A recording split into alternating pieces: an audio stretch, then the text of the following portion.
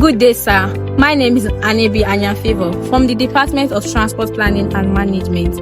I want to introduce us to the topic, the role of logic in evaluating evidence arguments in human reasoning in contemporary Nigerian society.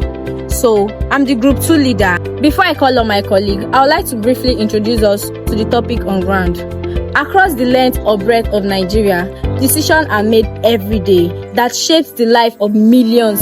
Decisions about where to build roads, which candidate to elect, which information to believe, and how to resolve a dispute, whether to invest in saving or scheme, or on how to respond to a public health advisory. Every one of these decisions involve reasoning, the movement from available information and a prior belief to a conclusion about what is true or what ought to be done. The question is a logic to the discipline process, is merely whether to conclusion or reach, but whether it's to be reached where, whether the reasoning is introduced or it was valid, whether to be precise on which is restored were true, and whether it is evidential support offered for a genuinely adequacy. So in contemporary Nigeria, the quality of everyday reasoning carries consequences that are unusually high. A country of over 220 million people navigating complex democratic institutions, a rapidly expanding digital information environment, consistently ethnical and religious tension, severe economic inequality, and governance landscape marked. This paper prepared the Group 2 of the Department of Transport Planning and Management study, examine the role of logic in evaluating everyday arguments and improving human reasoning in contemporary Nigeria.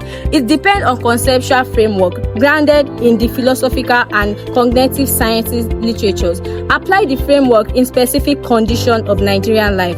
So, in discussion to the principal challenges of logic reasoning in Nigerian society and advancing concrete, I would like to call on my other colleagues to come and add more light to what I've said earlier.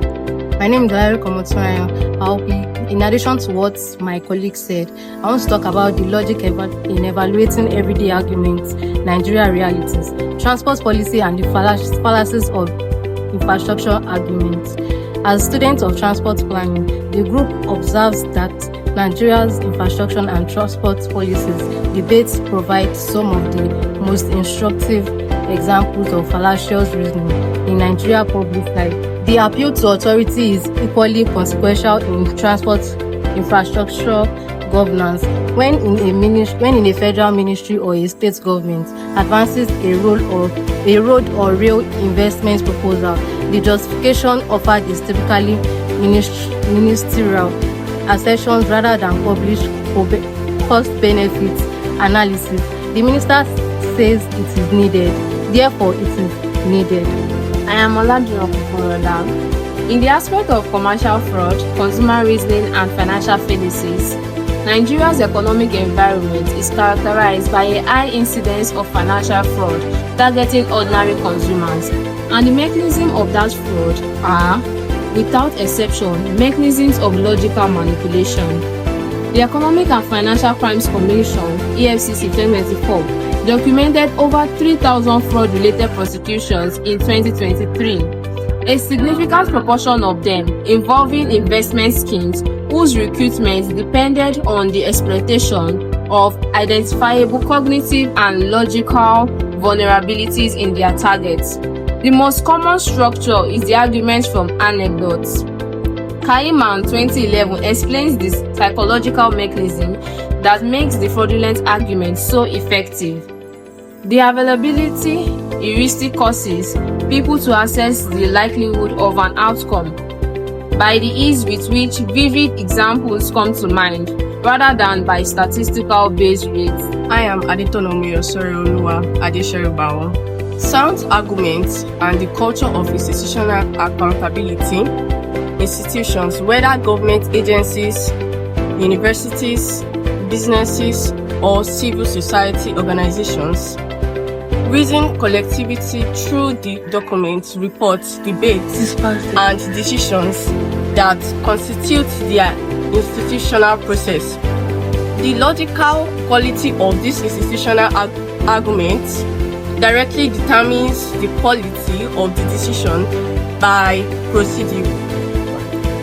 Johnson's and Blizzard 2006 argue that the standards of argument evaluation developed by logicians. My name is Shosoya Mola. In Nigeria, the cultivation of logical standards in institutional communication is particularly urgent in the context of the documented failure of evidence-based policy in key sectors. The National Bureau of Statistics (NBS) 2024 has documented persistent gaps between stated government policy goals and measurable outcomes in health, education, and infrastructure gaps that reflect in part the absence of rigorous logical evaluation in the argument on the policy decision were based. My name is Adeyemi Juwon-Taiwo. I am here to talk about the challenges to logical reasoning in Nigeria.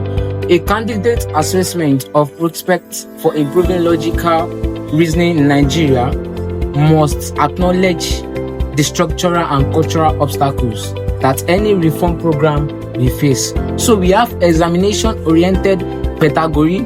We also have hierarchical authority cultures. We also have agrometric applications for misinformation. We also have poverty and education inequalities. We also have weak independence and media fact-checking infrastructures. So the foregoing analysis supports the following specific and actionable recommendation for improving logical reasonings and quality of public argument in Nigeria. Thank you.